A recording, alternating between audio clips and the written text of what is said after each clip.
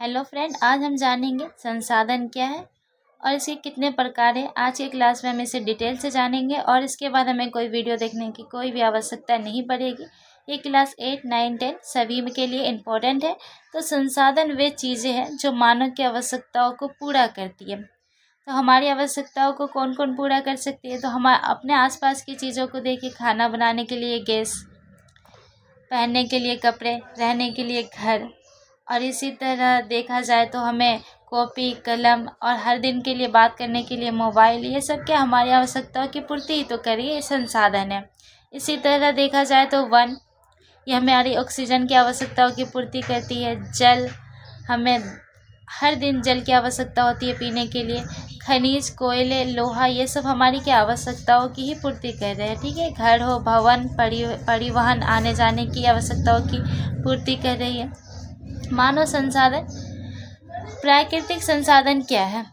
तो सूर्य का प्रकाश, बादल, पर्वत, वन्यजीव, नदी, खनिज, पेड़ पौधे, ये जो हम भी पिक्चर में जो भी दिख रहे हैं ये सारे क्या है? हमने बनाया नहीं, हमने नहीं बनाया, ये ऊपर वाले की हमें देन है। तो जो भी वस्तु जो मानव ने नहीं बनाया है वो हमें इसी तरह मिल गए हैं ऊपर वाले की तरफ से, तो वो प्राकृतिक संसाधन है।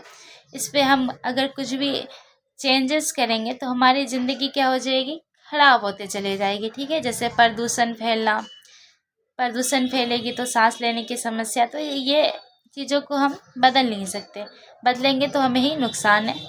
तो जो संसाधन प्राकृतिक से मिलते हैं उन्हें, जिन्हें हम बिना बनाए इस्तेमाल करते हैं, उन्हें प्राकृतिक संसाधन कहते हैं। जैसे कि वन, जल, हवा, खनिज, ये सब हमारी आवश्यकता की पूर्ति करते हैं। मानव निर्मित संसाधन, तो ये नाम से ही लग रहा है कि किसका निर्माण किसने किया है? मानव, हमने किया है।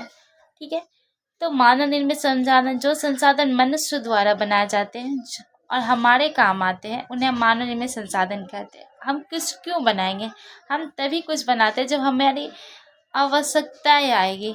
अगर हमें देखिए, हमें खाना बनाने के लिए लकड़ी की आवश्यकता थी। ठीक है। तो हमने पेड़ पौधे से उसको काट छाट कर उस आवश्यकता की पूर्ति की। फिर धीरे धीरे मानव ने देखा क्या लकड़ी से धुआं वगैरह हो रहा है, तो इसलिए गैस का आविष्कार हुआ। ये सब जो भी हुआ है ना, ये सब क्या हुआ? आवश्यकताओं के कारण हुई। ठीक है। इसी तरह आजकल जो रोबोट है ये हमारे रोज़मर्रा की ज़िंदगी में बहुत ज़्यादा ही काम आती है। ठीक है। कपड़े की मिल हो गया, ऊर्जा संयंत्र, कारखाने, वाहन, ये सब क्या है? हमारी आवश्यकताओं की पूर्ति ही कर रहे हैं। ठीक है। और इसका निर्माण मानव ने किया है। ठीक है। अब जो हमें यहाँ एक उदाहरण ले लेंगे, कपड़ा मिल। पहले एक कपड़े बनाने में पूरे दिन चल जाते थे, जबकि अब क्या होता है?